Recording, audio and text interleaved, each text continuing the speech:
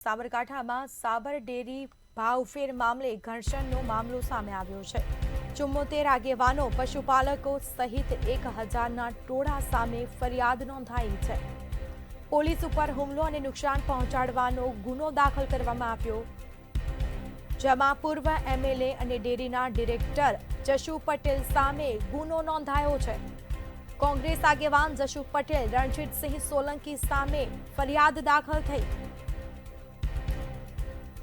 સાબર dairy ભાવફેર મામલે ઘર્ષણ થયું હતું। પશુપાલકો દ્વારા આંદોલનો કરવામાં આવ્યા, જેમાં સાબરકાંઠા બેંકના પૂર્વ વાઇસ ચેરમેન રાજેન્દ્રસિંહ ભાટી સામે પણ ફરિયાદ નોંધાઈ।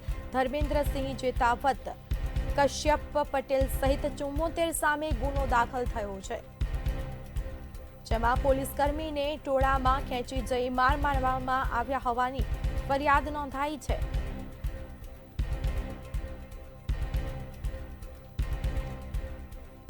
ફરિયાદ દાખલ થઈ છે, ગુનો દાખલ કરવામાં આવ્યો છે, જેમાં હિંમતનગરના એ ડિવિઝન પોલીસ મથકે ફરિયાદ નોંધાઈ છે। સંવાદદાતા દીપકસિંહ રાઠોડ ફોન લાઈન પર જોડાયા છે। જી, સાબર ડેરી ભાવફેર મામલે ઘર્ષણનો મામલો સામે આવ્યો છે, અનેક લોકો સામે ફરિયાદ દાખલ થઈ છે, શું વિગત?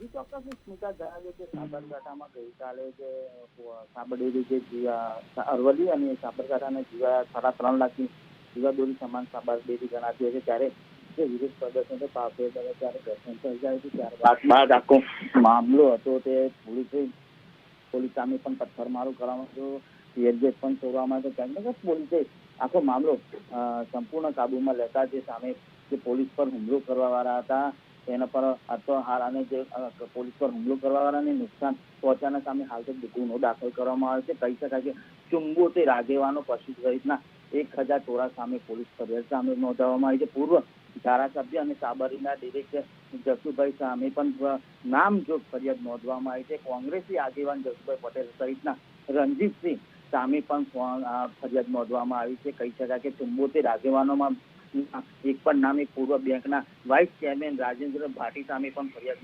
નોંધવામાં આવી છે। ધર્મેન્દ્રસિંહ જેતાવત, કશ્યપ પટેલ સહિતના ટોળા સામે 74 આગેવાનો સામે ફરિયાદ નોંધવામાં આવી છે। લોખંડની પાઇપો, લાકડીઓ અને પથ્થરના ધારિયા સામે પૂર્વ આયોજિત કાવતરું ઘટીને હાલ તો આખી ફરિયાદ છે નોંધવામાં આવી છે। પોલીસ કર્મીને ટોળામાં ખેંચી જવામાં પણ માર માર્યાનો પતાવી દેવાની ધમકી આપવામાં પણ આ જે ફરિયાદ છે તેના પણ ઉલ્લેખ કરવામાં આવે છે। કહી શકાય કે જે ખુદ એ ડિવિઝનના પીઆઈ છે તે ખુદ પોલીસ ફરિયાદી બન્યા છે। કહી શકાય કે જે પીઆઈ છે જે પીએચ ચૌધરી એ પોલીસ ટોળા સામે પોલીસ ફરિયાદ તેમને પણ પોલીસ સામે ટોળા સામે ફરિયાદ નોંધવામાં આવી છે। કહી શકાય કે ગઈકાલે ધવલસિંહ ઝાલા આવ્યા હતા તેમની પણ સામે મહત્વની ભૂમિકા નોંધાવવામાં આવી છે। કોઈ પણ તેની પોલીસે તેની સામે પણ તપાસ હાથ ધરવામાં થઈ શકે છે। કહી શકાય કે અપક્ષના ધારાસભ્ય છે અને બહારના ધારાસભ્ય જણાતા હોય છે, પણ તેમની સામે પણ ક્યાંક ને ક્યાંક પોલીસ પણ ફરિયાદ નોંધાઈ શકે તેવી પણ શક્યતા વર્તાઈ રહી છે। પણ ત્યાં ધવલસિંહ આવ્યા બાદ જ આ તોફાની તત્વો ઉગ્ર બન્યા હતા અને તે પોલીસ પર પથ્થરમારો થયો હતો। ત્યારબાદ પોલીસે આખો મામલો આખું કાબુમાં લઈને તે ટીયરગેસના સેલ પણ છોડવામાં આવ્યા, 70 થી વધુ ટીયરગેસના સેલ છોડવામાં આવ્યા। ત્યારબાદ આખો સમગ્ર સાબર ડેરીને કોર્ડન કરીને આખો મામલો પોલીસે આખો મામલો ઠારે પાડ્યો હતો। પણ કહી શકાય કે ક્યાંક ને ક્યાંક જે ગામડાઓ છે જે દૂર દૂરીને પણ સાબર ડેરી સામે વિરોધ પ્રદર્શન પણ કરી રહ્યું છે। ક્યાંક ને ક્યાંક જે સાબર ડેરીના ચેરમેન છે તેમના પણ સામે નનામી કાઢીને પણ વિરોધ પ્રદર્શન થઈ રહ્યું છે। પણ સમગ્ર મામલો હાલ તો પોલીસ સ્ટેશને ફરિયાદ નોંધાયા બાદ પણ ધવલસિંહ સામે પણ હજી કંઈ કહી શકાય નહીં, પણ પરંતુ તેની સામે પણ પોલીસ ફરિયાદ નોંધાઈ શકે તેવું લાગી રહ્યું છે। સૂત્રો દ્વારા જાણવા મળતી માહિતીમાં મુજબ ધવલસિંહ આવ્યા બાદ જ કેમ આ તોફાની તત્વો પોલીસ સામે પથ્થરમારો કર્યો હતો અને કેમ આ રીતે બન્યું તે રીતે જ